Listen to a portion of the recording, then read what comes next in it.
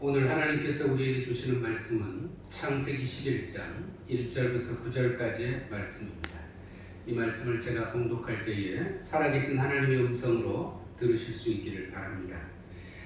온 땅의 언어가 하나이고 말이 하나였더라. 이에 그들이 동방으로 옮기다가 신할 평지를 만나 거기 거주하며 서로 말하되 자 벽돌을 만들어 견고히 굽자 하고 이에 벽돌로 돌을 대신하며 역청으로 진흙을 대신하고 또 말하되 자 성읍과 탑을 건설하여 그 탑 꼭대기를 하늘에 닿게 하여 우리 이름을 내고 온 지면에 흩어짐을 면하자 하였더니 여호와께서 사람들이 그 건설하는 그 성읍과 탑을 보려고 내려오셨더라. 여호와께서 이르시되 이 무리가 한 족속이요 언어도 하나이므로 이같이 시작하였으니 이후로는 그 하고자 하는 일을 막을 수 없으리로다. 자 우리가 내려가서 거기서 그들의 언어를 혼잡하게 하여 그들이 서로 알아듣지 못하게 하자 하시고 여호와께서 거기서 그들을 온 지면에 흩으셨으므로 그들이 그 도시를 건설하기를 그쳤더라. 그러므로 그 이름을 바벨이라 하니 이는 여호와께서 거기서 온 땅의 언어를 혼잡하게 하셨음이니라. 여호와께서 거기서 그들을 온 지면에 흩으셨더라. 아멘. 우리 인생이 행복하지 못하는 것은 감사할 줄 몰라서 그렇습니다. 감사할 줄 모르는 것은 감사거리가 없어서가 아니라 감사거리가 있는데도 보지 못해서 그렇습니다. 지금 이런 때에도 감사할 수가 있을까요? 이 판국에 무슨 감사냐 하실지 모르지만 오히려 이와 같은 때에 더 많은 감사거리가 찾아지는 여러분 되시기를 축복합니다. 오늘 본문에 나오는 사건은 그 유명한 바벨탑 쌓는 이야기입니다. 노아와 그 가족을 태운 방주가 멈춰선 곳이 아라랏이라고 하는 산입니다. 지금으로 치자면 터키 동쪽의 아르메니아 지역으로 추정이 됩니다.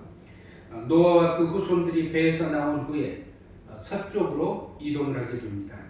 창세기 11장 1절부터 4절에 보면 이렇게 적혀 있습니다. 온 땅의 언어가 하나요 말이 하나였더라.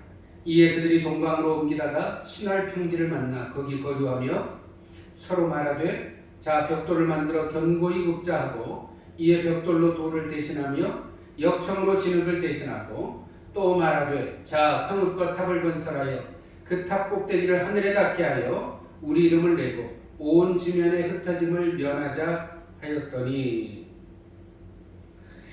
이 사람들이 신할 땅이라고 하는 곳에 도착을 합니다. 그리고 도시를 세우고 탑을 쌓기 시작하는데 처음에 이것을 한 이유는 아마도 생활의 필요 때문이었을 거라고 생각이 듭니다. 그런데 시간이 지나면서 동기가 변질이 됩니다. 어떻게 변질됐느냐? 4절 후반부에 보면 세번역에 있는 내용으로 보자면 이렇게 되어 있습니다. 우리의 이름을 날리고 온 땅 위에 흩어지지 않게 하자 이렇게 되어 있습니다. 이것은 하나님이 주신 명령에 정면으로 도전하는 것이었습니다. 왜냐하면 9장 1절 창세기 9장 1절 말씀에 보면 하나님께서 홍수가 그친 후에 노아와 아들들에게 복을 주시면서 이렇게 말씀하십니다. 생육하고 번성하여 땅에 충만하여라. 이 말씀은 온 땅에 퍼져서 땅을 채우라는 말씀입니다. 그런데 지금 이 사람들이 이와 같은 하나님의 뜻을 대놓고 거스르기 시작한 것입니다. 그래서 오늘 5절과 6절의 말씀을 보면 이렇게 주님께서 하고 계십니다. 주님께서 사람들이 짓고 있는 도시와 탑을 보려고 내려오셨다. 주님께서 말씀하셨다. 보아라, 만일 사람들이 같은 말을 쓰는 한 백성으로서 이렇게 이런 일을 하기 시작하였으니 이제 그들은 하고자 하는 것은 무엇이든지 하지 못할 일이 없을 것이다. 하나님께 지금 정면으로 도전을 하고 있는데 그것을 그냥 두면 이 사람들이 무슨 짓을 더 할지 모른다는 것입니다. 어쩌면 다시 홍수가 나기 이전에 무법 상태로 돌아갈지 모릅니다. 무슨 일을 할지 모르기 때문에. 그래서 7절에 보면 자 우리가 내려가서 그들이 거기에서 하는 말을 뒤섞어서 그들이 서로 알아듣지 못하게 하자. 사람들의 말이 어느 정도의 기간을 거쳐서 서로 이해하지 못하게 됐는지는 알 수가 없습니다. 짐작하기로는 아마도 각 집안마다 별도의 방언, 사투리가 생겨나기 시작하지 않았나 싶습니다. 예컨대 중국이라고 하는 나라는 땅이 너무 넓어서 북쪽에 사는 사람들이 남쪽에 사는 사람들과 대화를 할 수가 없습니다. 우리나라만 해도 여러분 한번 보시기 바랍니다. 이 말이 무슨 말인지 한번 알아맞혀 보시기 바랍니다.